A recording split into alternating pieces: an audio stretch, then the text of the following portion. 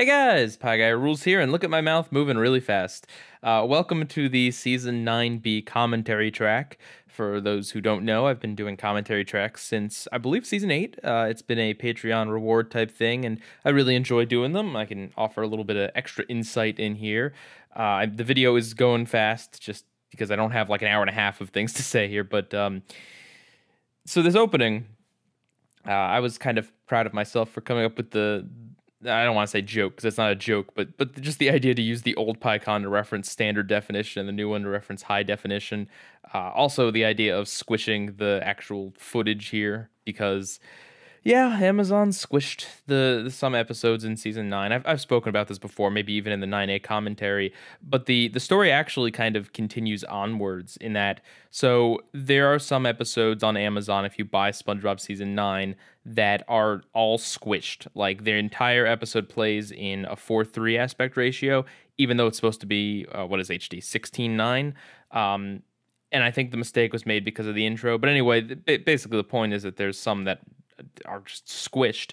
And so I complained to Amazon expecting nothing to happen, honestly. They were just like, "Are you unsatisfied with this?" There's like a little check thing where you can put something. And I filled it out and I was like, "Well, the aspect ratio is messed up." And I expected either nothing to happen or them to maybe get back to me or something. But what they did immediately was refund me my money and remove the SpongeBob episodes from my Amazon account, which was actually really amazing. I didn't ask for that, and I didn't expect them to do that, especially because, mind you, this was after I'd worked on the 9A review. This is when I'd owned this stuff on Amazon for like darn near half a year, and I've seen all the episodes at least once, and I watched the 9A episodes like 3-4 times for some even. So that was pretty cool of Amazon to just be like, "Hey, here's your money back," and no strings attached. It would be cooler if they were to fix the problem, but this enabled me to buy the season on iTunes where there was no such problem, and yeah, now I own seasons 5 through 9 on Amazon or on iTunes. Also, I should note that in the very beginning there, the hey guys, PIEGUYRULZ here, or are you ready, kids, or the very intro thing, that's reused from the 9A video. I was like, why bother making a new version of this? It's just the same. Let's just use the same one. I mean, I'd be saying pretty much the same thing anyway, right? So let's see. I had a little trouble coming up with how to make this mirror. I mean, how do you draw a mirror? I just kind of looked at how they did it and how most cartoons do it when they're not explicitly reflecting anything, and the consensus seems to be like a light blue with like some kind of whitish streaks down the middle of it. I mean, it helps that there's text on it that literally says it's a mirror. And I also I like finding little cute things to put in there, like the fact that it's attached to Karen there. I'm surprised, actually, I didn't see anyone talking about the use of Karen and how it's now her in her mobile form. I thought that was a clever thing. This is welcome to like 40 minutes of Pie Guy patting himself on the back for little things that only he thinks are clever and no one else does. But no, I was when I decided to do Karen, I was like, all right, this just makes sense. She has two different forms, and they kind of look like each other, so I'll just do a little difference. And, I'll do the mobile form for 9B and the regular form for 9A. And I think it works out nicely because the background and everything else is like the same, except there's no pipes on the side. And but it's just kind of a quick shortcut to tell if it's 9A or 9B. Also, to tell if it's 9A or 9B is that I put a 9A or a 9B on the slide over there in the right. Fun fact about that is that I actually forgot to put the 9B on when I made this video. I made it and I uploaded it for the Patreon people, and someone, I believe it was Dots, the guy who designed my my current header on my Pie Guy Plays channel, he pointed out that I forgot to put the 9B on, and I'm like, oh, how did I forget to do that? How stupid. And it would look so bad. So I was able to fix that. That was one of the few things that I fixed. It was mostly minor stuff, but there's still some mistakes in the video, which kills me a little bit on the inside, but I gotta learn to let it go. But yeah, I was able to add 9B. I just copy pasted it. It looks a little squished where it is, but I didn't want to move all the rest of the other text because when you want to go about fixing something and you don't have a lot of time because the video had to be out the next day for everyone else, and rendering it takes like 3 hours and uploading it depends on how my internet is, and then this was the first time I was uploading one of these videos on my new internet here, so it could have theoretically taken a long time. Luckily it didn't. But when you're on a time limit, you don't want to be tweaking, you don't want to be messing with things. You want to like add something on top of everything and then just don't touch anything else, because if I were to move anything else, then there's a chance of screwing that up. So yeah. I asked my artist to do this, the little Patrick drawing. I suppose that was one of the ones that I could have done, but for Patrick, the doodle is actually pretty nice, and I don't think I would have done it justice, to be honest. Thinking about it, I thought about this after the video was done, and perhaps the reason why this Groucho Marx impersonator was playing the boss is maybe this episode is a big send up to a Groucho Marx bit. Maybe. I don't know. I mean, it's possible, right? Maybe there's a short where he does this. He goes and works in an office or something. I don't know. I mean, that still doesn't really make it that enjoyable from my perspective, but it would at least explain what that character is even doing there. When I was watching this, I couldn't help but think about Seinfeld. Not that not I'm saying it's rip off or anything, but just there's an episode where Kramer exactly happens to Patrick. He just kind of winds up in an office and just works there. This picture here I drew. I asked my artist to draw this one, the little roller coaster thing, and then the Scum Bob version was going to be the monster corpse or whatever it is. And she had a really hard time doing it, so I was like, you know what, never mind, I'll take care of it. And basically I traced it, and then I duplicated my tracing of like the basic track design to make the two lines, and then drew a bunch of railings in between them. And it doesn't match the roller coaster exactly. I also came up with a pattern behind it of those crossing those X's. And again, in the actual picture, there's a lot less of them. They're a lot bigger and thinner, but this was just kind of the best I could do. I think it came out all right. It looked better because it's small in this picture. If I were to blow it up, it probably wouldn't. It doesn't look that good. But yeah, and then my artist helped me with the Scum Bob version of it with the skull and stuff. But I still did the rest of it. So yeah, and and the way I structured the review in such a way that it's only on screen for like a second. So. All that effort in coming up with something that would have a good Scum Bob version and just right out the window. Man, this review is long for being double speed. That was one of the things I did, or rather didn't do when it came to this review, is I didn't really edit anything for time. I mean, I edited things and I cut things that I didn't think were worth people's time or whatever, but there have been times in previous season videos where I have to just abridge something or just cut an explanation just because, I mean, it's like there's so many episodes a season and I don't want these videos to go on forever. But because I was only covering 29 in this one, I just kind of let loose. And it turned out that most reviews ended up being about 3 minutes or more. I mean, with some of them like this one and Goodbye Krabby Patty going on for quite a bit, I guess. And So I don't know. I mean, it's always good to have more context, but sometimes the brevity, it helps me not be repetitive. When I was listening back to this, when I was putting the PyCons on, I was kind of wondering, like, is some of what I'm saying here repetitive? It kind of is, and I cut like one line, and I'm like, oh, should I cut more? I don't know. So I left it, and there it is, and there it's gone. But it shows up again in the season card. I really like what the way my artist drew the cannon there. The way it works is that my artist does most of the art, all the complicated stuff, and then I do the stuff that I feel like I can do in Photoshop easily, just to save her some time and stuff.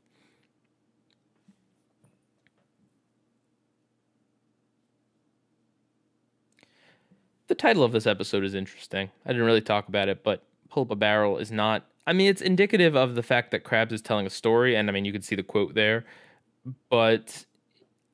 Well, I think there actually was an alternate title called Navy Days or something, which makes... It's not that the title doesn't make sense. It's just, it's a little more clear of what the episode actually is at a glance. Because I mean, it's in my mind now because I just reviewed this season. But if SpongeBob goes on for another 8 more seasons and the name Pull Up a Barrel pops up, I'm not necessarily going to immediately think, oh, okay, that's the episode about Krabs' time in the Navy with Scarfish, etc., etc.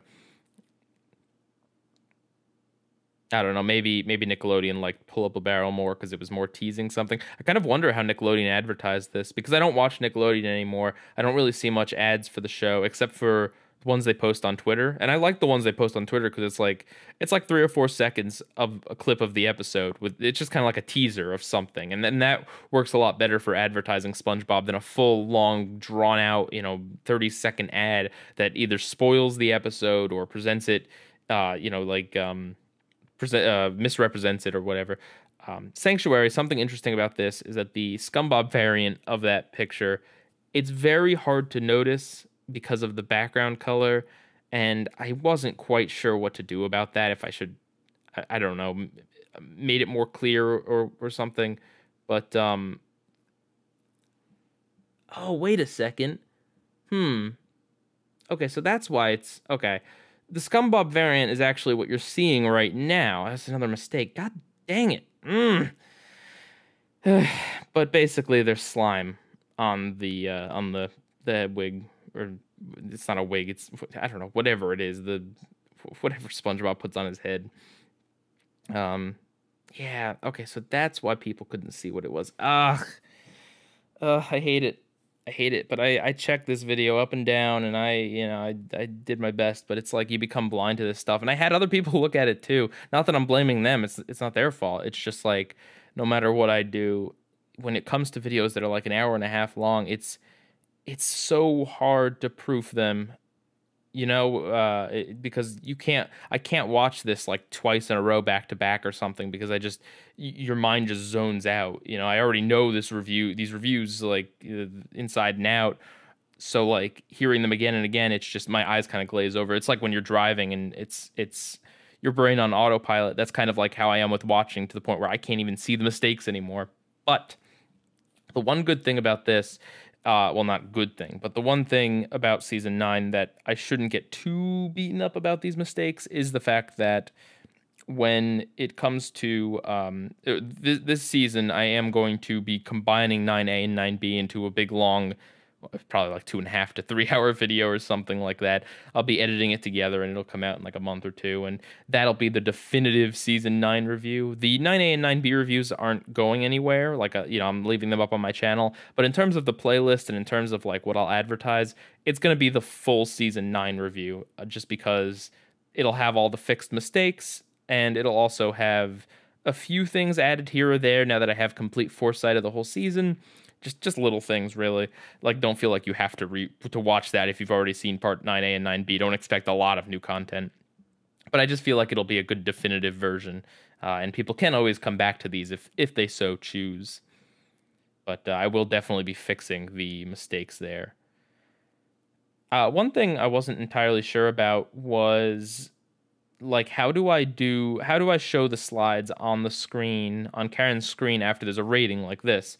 Like, what was I going to do about that? Because in 9A, I think I basically just put them under the rating or something like that, but that took a lot more time, and that didn't necessarily look amazing. So I don't know, I came up with this interesting idea to kind of have Karen just come forward in front of the rating for a second to show that. I don't know, just a little experiment. I was very proud of how the Patrick, the game thing came out. I think my artist did a great job. Also, she drew it without the racetrack in the background, because it was kind of hard to tell. She didn't watch the episode, but it was kind of hard to tell it was there and not a part of the background or whatever. I only knew because it comes up in the episode. But I think Patrick's game actually looks a lot visually better without that track behind him. It looks, it just looks like Patrick's shape, and I don't know, the track is just kind of a boring thing. So I debated whether or not putting the track on there or not, but I was like, I'll go with authenticity. It was a pain to color, by the way.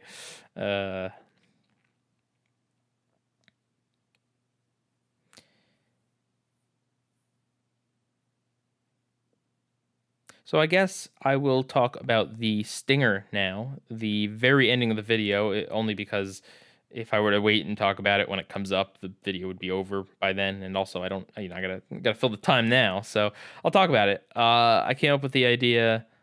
I don't even know how I came up with the idea, but I was like, all right, I'll do just something stupid where like something really goofy where I puke up this sand. Or no, you know what it was? I think I had well, I had fresh burgers like because we did a barbecue and I had two burgers left over and I was cooking them and I was thinking like and I also had White Castle burgers in the freezer, which are disgusting by the way. I don't know why I bought them. But I had those in the freezer and I was thinking like, wait a minute, I could do something with this. So I got a little footage of me cooking the burgers one day while I was just eating them. And I'm like, all right, I'll film the rest later. So I'm like, how am I going to do the whole spitting up sand thing? I mean, obviously it's different shots and I put it in my mouth and spit it out, but like that's obvious. But like I was thinking, how am I going to get sand? Well, I could go to like Home Depot or something, but is that sand like clean to put in my mouth? I'm not going to be swallowing it, but I might accidentally swallow a little bit of it. And is this like industrial sand? And how much does sand cost? And is it going to get everywhere? It's so coarse and irritating, etc., etc. Is it going to get like stuck in my mouth and be gross? So, you know, I was I was googling, I was searching Amazon like edible sand, like how do you know, is there edible sand or something like edible sand decoration? I don't know why there would be such a thing. There's actually like a cake topper. It's like one of those layers that you put on top of the cake that has a picture, and it had a picture of sand. And like that's not what I was looking for, but I'm like, oh, that's interesting that that's there.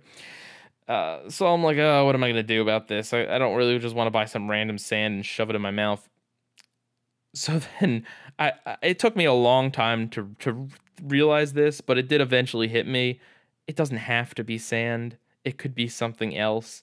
And so I was like, I was thinking about it, and it was actually in one of the suggested things, like when I was searching for edible sand or something, sugar, and particular brown sugar. This is something called In the Raw or something is the brand that I got. It tastes pretty good in like tea and stuff, and it was good because I didn't have any sugar in the house. It's always a good thing to have around in the kitchen. So yeah, I got that, and filming that was a lot of fun. My artist came and she helped me out with it, getting a few shots. She did the camera work, which was a little shaky, but I didn't want to ask too much of her and ask for retakes and stuff. And it's hard to direct yourself sometimes. And I didn't have a ton of time. I didn't want to spend like an entire day doing that. So, you know, although some of the shots are a little weird, I am kind of happy with some of the camera work in it. Some of the panning and stuff, but or the tilt or whatever. But yeah, everything went as standard because the rest of it is fine. But the spitting up part, I didn't. Well, first of all, I had to actually take a bite of that gross that gross White Castle burger that I definitely spit out afterwards. But I did not expect the sugar to dissolve in my mouth a little bit. I mean, I should have because it's sugar, it's not sand. But it did dissolve and get a little mushy in my mouth. And I didn't swallow any of it, but the taste of sugar was just overwhelming. And I spit it up and I made this horrible noise. And I like that also because the rest of it's like not silent because I had room tone in there just to not make it be pure silence, but no speaking or anything before that, so it's just quiet and then so yeah, so that I had to like wipe it all off my face. I had to spit out a huge like chunk of it. It was gross. Luckily it didn't get everywhere though, like I expected it to. It mostly got on the table. We put trash bags on the floor just in case, but there was an issue. This is a mistake here as well. This is the Scum Bob version of the truck. It should not be that. Ugh.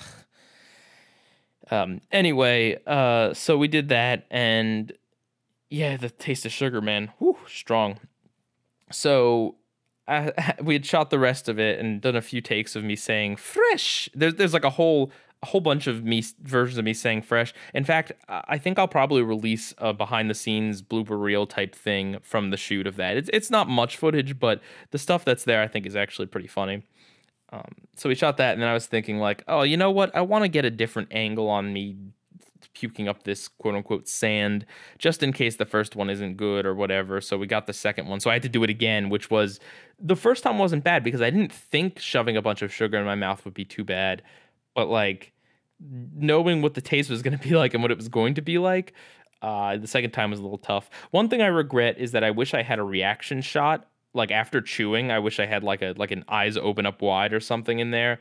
But then again, the abruptness of the throwing up without any reaction shot might be funnier. So I don't know. Um, but yeah, there's me fading away there because I said fade away. I try to do little things like that with the PyCons whenever I can think of something clever to put in there, just to vary it up a little bit. Putting on the PyCons for this video was rough. This is an hour and a half long, and I saved that till like the absolute last. And it was just, I was like the night before this was going up for Patreon people, I was still doing it, and I'm like, why did I procrastinate? Why, Pie Guy? Why? But I got it done. Only out a little bit of sleep. Oh, there's a little electricity there. That's a little thing that I did because Kushina, her Scum Bob variant, is all electrocuted. In the show, her hair, her money hair, is all frizzy. But I didn't want to ask my artist to redraw that, so I just put some scorch marks on there. I also like how her eyes look when I retextured or recolored the closed eyes to make them open. I think the expression is like amazingly fitting. Not as many people commented about Aubrey Plaza as I expected. So next time I try to bait people into comment, maybe I won't mention it. or maybe I'll pick someone like, I don't know, Hamilton, the cast of Hamilton. People get really passionate about the fact that I don't know what that is. It's a play, I guess. I still don't really know that much. Speaking of a play, there's a SpongeBob musical out. I have not seen it, but I think it's out. I'm pretty sure. I don't have money to go see a play. That's basically the long and short of it. I'm not, and I don't know that I necessarily know how to critique. And it's a musical, I believe. If they were to ever release like a home version of it, I'd probably buy it and talk about it, at least do a vlog or something. And if I were to ever just so happen to see it, I definitely would make a vlog or a review. It's just not one of those things that's on my, I just don't, I don't feel like doing it. I don't have the time. I don't have the money, etc., etc. right now. That might change in the future. Who knows? Pearl's job is totally not coral. It's kind of interesting that they got Betty White and then they got Aubrey Plaza for one of the fish, but they didn't get guest stars for Pearl's other friends.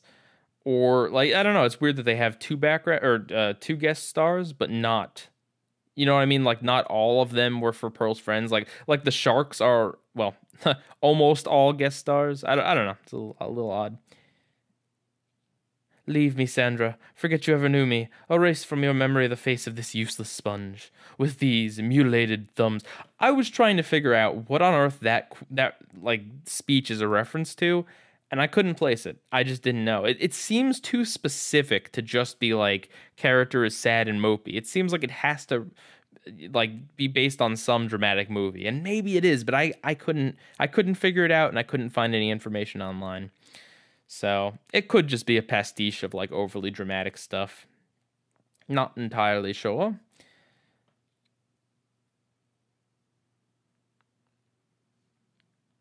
Ayo. I had fun doing the greasery accent. It's I don't know. It's a Jersey thing. My voice lends itself to it, I think. I was kind of shocked to see. I was like, Michael McKean, where did I And then I don't know. I think I was on the Better Call Saul wiki, or no, I looked it up on Wikipedia what else he'd been in, and I'm like, oh, he's Chuck. And this, it was like I saw this also right after the mid-season of Better Call Saul, the trial, wink wink, and it's just that episode was amazing. It's probably the best episode of the whole show so far, and Michael McKean's acting in it is just amazing. That he is genuinely talented. I would not have expected him to come from the background of like some really hokey old sitcom. I almost said that all the characters were from Happy Days, which is technically true, but I think what is it, Lenny and Squiggy or whatever, the other two's the non-Fonz, they were on one episode before they were on the spinoff, and they're obviously more known for the spinoff. But yeah. Oh, the Gravity Falls joke. Oh, hey, okay. So there we go. That's a mistake I have to fix. With the Gravity Falls joke, it says it doesn't. Does it not have a 9A on it? I didn't. It went by really fast. Yeah, I don't think it has a 9, or sorry, a 9B on it because I didn't. I didn't. I didn't change that. I didn't think to change that. I gotta write that down. Make sure you change that, pie guy. Why did I reference Gravity Falls here? Well, aside from the similarities with the episode, not that again, not that it's a ripoff, it's just similar premises. But I had that scanner lying around from some other Gravity Falls related video that never actually came to fruition. So I figure I might as well go through with that. And I don't know, maybe it's foreshadowing something. I don't know. I meant for that to sound mysterious, but that kind of sounded like passive aggressive. Like maybe it's foreshadowing something. I don't know. Like sold. I thought people might get on my back here for my wording and how I say Squidward tricks Patrick and SpongeBob into thinking. Well, I tried to be careful with this because technically speaking, Squidward didn't trick SpongeBob and Patrick into thinking that their houses have been sold. SpongeBob and Patrick thought that themselves, and Squidward went along with the lie and tricked them into believing people had moved into their houses. That's I mean, what he was doing was deceitful, but sometimes people are really nitpicky about that sort of thing and would be upset with the way I phrased it or something. And it's like I just said it that way because it's easier. Don't shoot me. I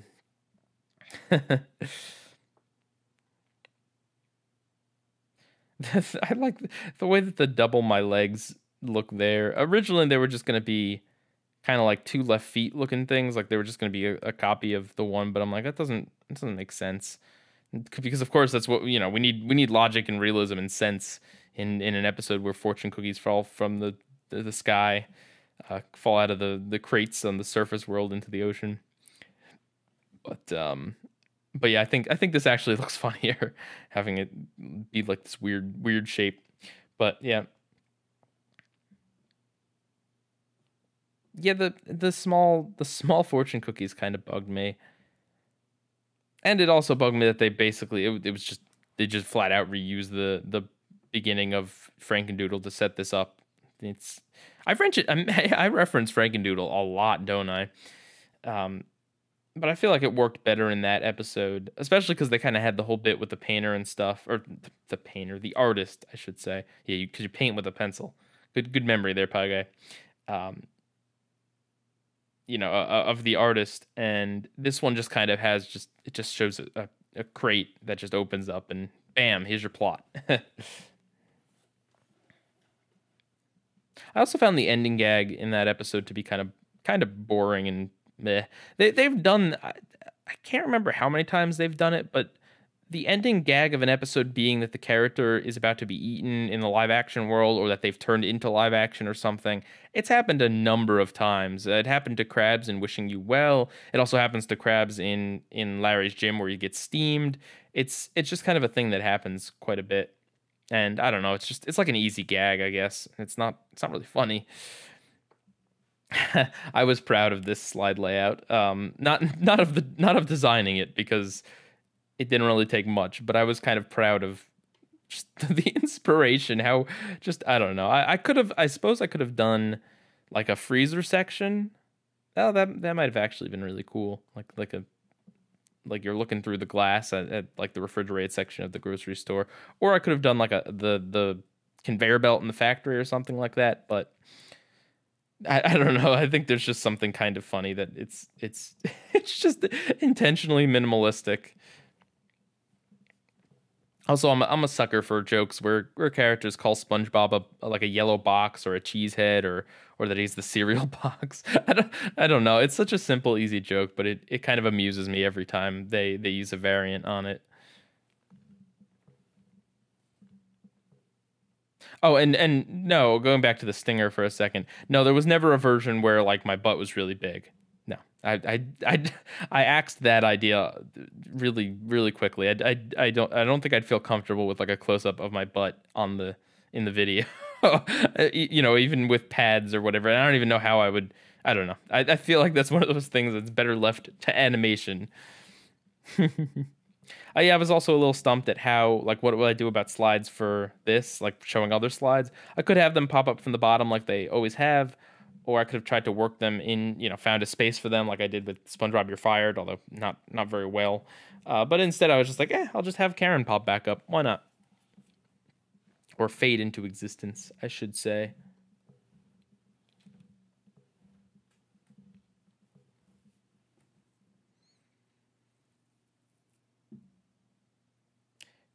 Goodbye, Krabby Patty.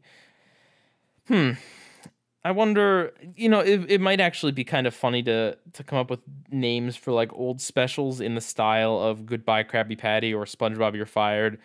Dunces and Dragons would probably be like SpongeBob Stuck in the Past? Or I don't know. Let's see, what else? Well, have you seen the snail? I mean, I don't think that's too clickbaity. I think actually sometimes Nickelodeon has had like alternate titles for the specials. Like I think Gary Come Home. No, I think Where's Gary might be what Nickelodeon went with. Like whatever happened to SpongeBob is referred to as Who Bob What Pants. So, right? Yeah. I was trying to think if it was that way or the other way around. But that's not like really clickbaity. I don't know why they do that really, but it's not like, will SpongeBob find his home? Question mark, question mark, question mark. I'm waiting for them to make an episode that's like, top 5 SpongeBob wacky moments, gone horrible or something. I don't know. SpongeBob uses a 1,000-degree knife and a fidget spinner to say something about Harambe, and I'm not up on the memes. All right.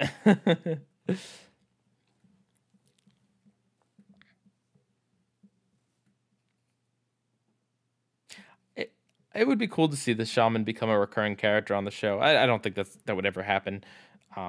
But I think actually having a character like that's maybe more on the mystical side of things would maybe round out the cast a little more. I don't know. I was thinking about if I could go back in time, or if Hillenburg could go back in time or whatever, and add an extra character or two to the show from the start. Because if you were to add one now, I don't know how that would work out. But from the start, what would you add? And I think I don't know. I think maybe a character like a kind of environmentalist hippie type shaman would probably be a character that would fit in with SpongeBob really well, just because of the type of morals that the show likes to present a lot, and because I don't know, it would add kind of a new dynamic maybe.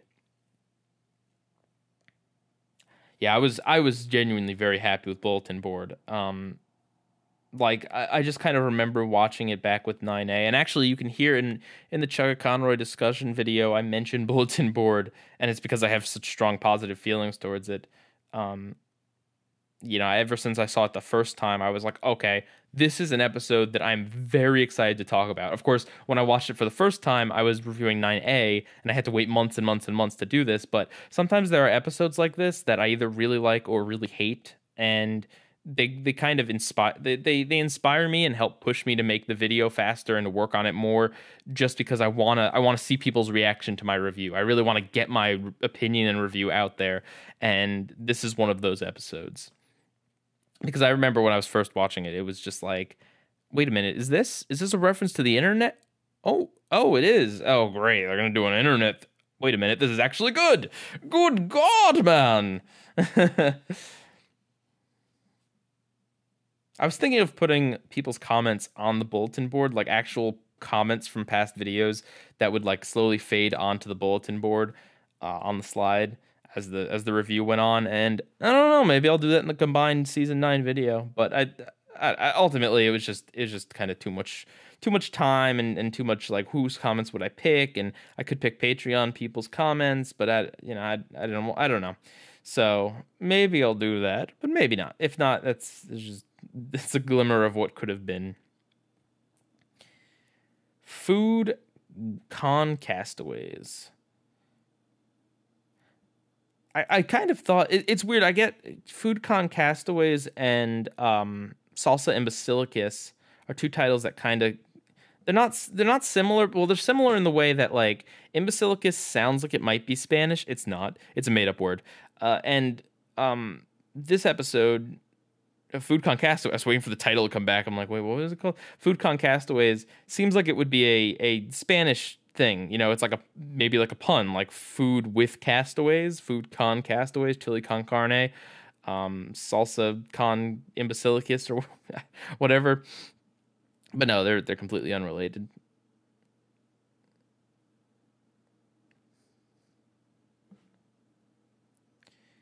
I heart seaweed. It's kind of weird seeing a drug reference in SpongeBob. I don't know. I'm sure they've made jokes like that in the past, but I mean, I know they've made more adult jokes, but I don't know about any specifically referring to any drugs. I love frying.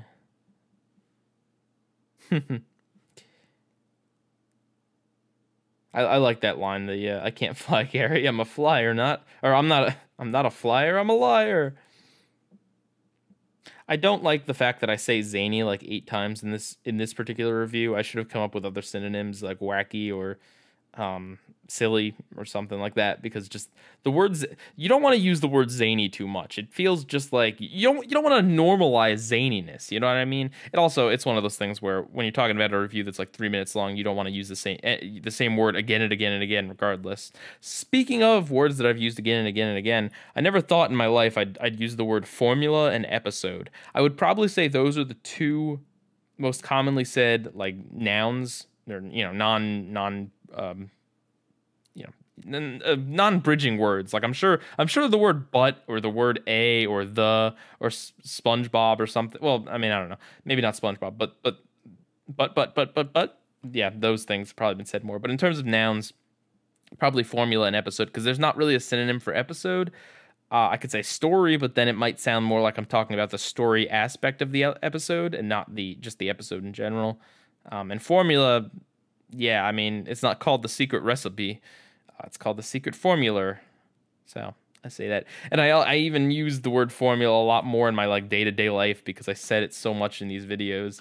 And I mentioned sometimes, like I think actually when talking about in Sold, I mentioned the SpongeBob, Squidward, Patrick formula. I might say it there. I might not. It might be somewhere else. But I use the word to describe actual things in the show as well, just because the word's on my mind so much. Also, keen-eyed viewers would note that the picture there for Gary Shell is partially a reskin of the slide layout from the one with the Gary slides, season 6. No, season 7. Yeah, season 7. They blend together in my mind. Salsa imbecilicus. When I kept seeing this title, I thought it was... Oh, now I can't remember what I used to think it was. I think it was like salsa imbecilius or something like that. I don't know. It's weird. It's a made up word, but it's a kind of like hard to say and remember made up word. What a shame about this episode, really. I don't know that I mentioned it, but I did really, it's on the highlight. I really did like Sandy and Karen being like, "Get smart, you idiot. Come on, wisen up." That was funny, but everything else, just the dumb humor, like I mean, when you feel like you have to make Patrick dumber to make your episode work, I feel like you've just kind of made a mistake. Like, you need to stop.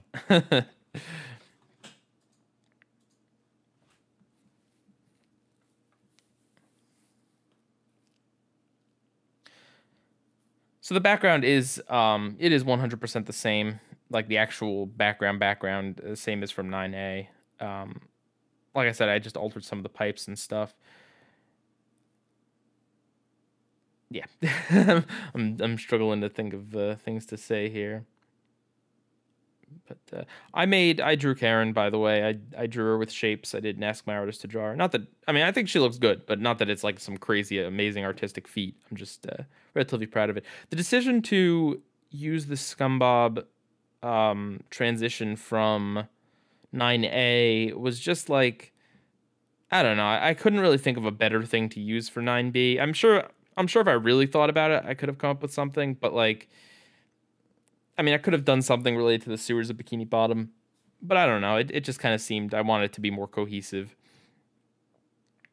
Also, there I mentioned House, and I used Rick. I should have used Rick from Rick and Morty because I literally had the PyCon, but I said House, and Rick kind of is that in that similar archetype of jerky, hyper intelligent person that everyone puts up with because he's good at what he does, and he's good at manipulating and getting what he wants. This one was a little difficult. I mean, I say it in the review, but it's like there's parts like if you could remove Krabs from this episode, then it would be great. Like it would be probably a really good episode.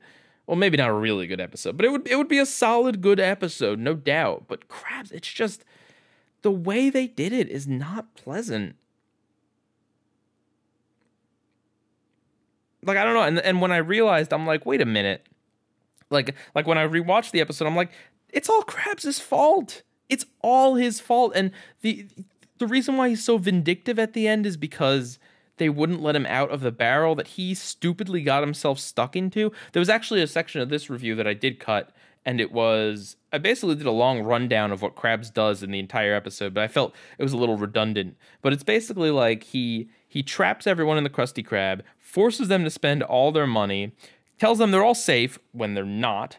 During the actual, like, the rip current, when everyone gets swept away, he is utterly useless, getting himself stuck in a barrel. He then angrily makes everyone, demands that everyone freeze him, and when they don't, he acts as if, like, I mean, it's just the ultimate betrayal or whatever, and then he gets his stupid butt flung out the doors. I know he was trapped, but, like, he could have done something, like grabbing onto something, maybe?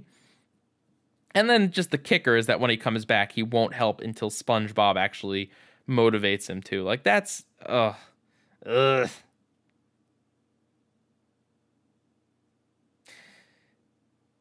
Yeah. That tooth has a tooth, by the way. Toothception.